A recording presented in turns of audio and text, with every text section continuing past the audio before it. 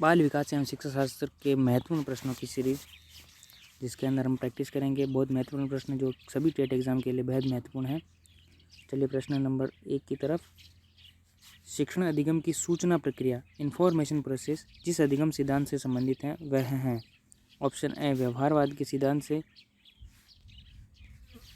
B संज्ञानात्मक सिद्धांत से, सी सहचर्यवाद से या डी गेस्टाल्टवाद से।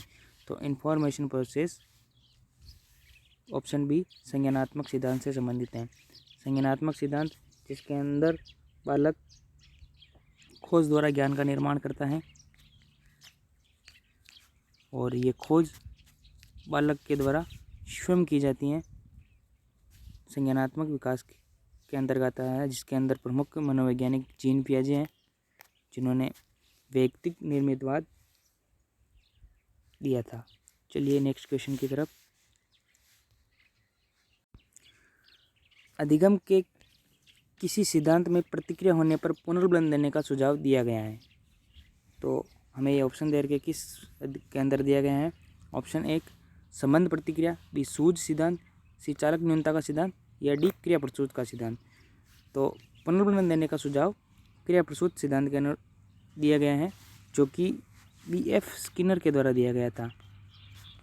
B.F. स्किनर जो कि एक मौलिक व्यवहारवादी हैं, इन्होंने अपनी book the behaviour of organism में इस सिद्धांत का प्रतिपादन किया था। इसके अंदर पहले अनुक्रिया होती है जिसके तुरंत बाद उद्दीपन के रूप में पुनर्बलन मिलता है। इसे RS टाइप सिद्धांत भी कहते हैं और इस सिद्धांत का प्रमुख आधार पुनर्बलन है। चलिए नेक्स्ट क्वेश्चन की तरफ।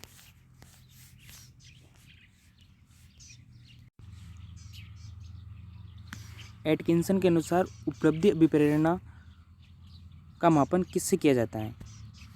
Option A EQ, B PQ, C TAT या डी DAT।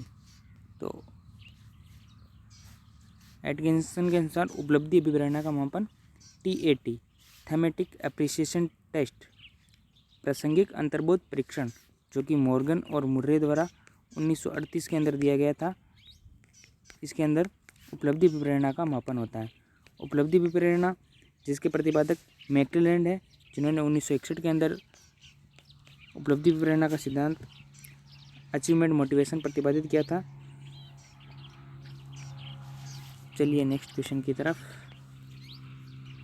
निम्न में कौन सा अभिप्रेरणा का पक्ष नहीं है।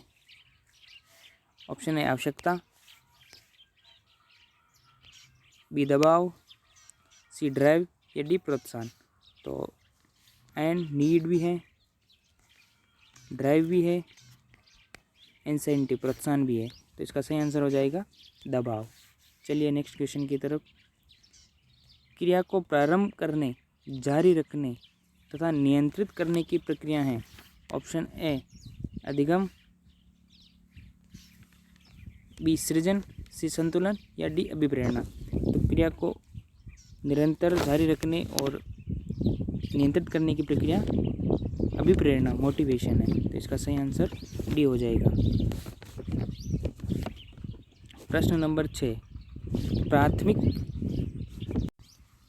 प्राथमिक योग्यताओं के सिद्धांत का प्रतिपादन किसने किया।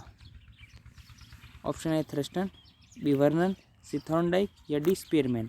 तो प्राथमिक योग्यताओं के सिद्धांत का प्रतिपादन जो कि बुद्धि के सिद्धांत से संबंधित है, ये सिद्धांत थ्रस्टन के द्वारा प्रतिपादित किया गया था। इसकी बुक का नाम था प्राइमरी मेंटल एबिलिटी, PMS, 1938 के अंदर आई थी, जिसके अंदर 7 प्रधान योग्यताओं को मापा गया, जिन्हें प्राथमिक मानसिक योग्यताएं कहा गया।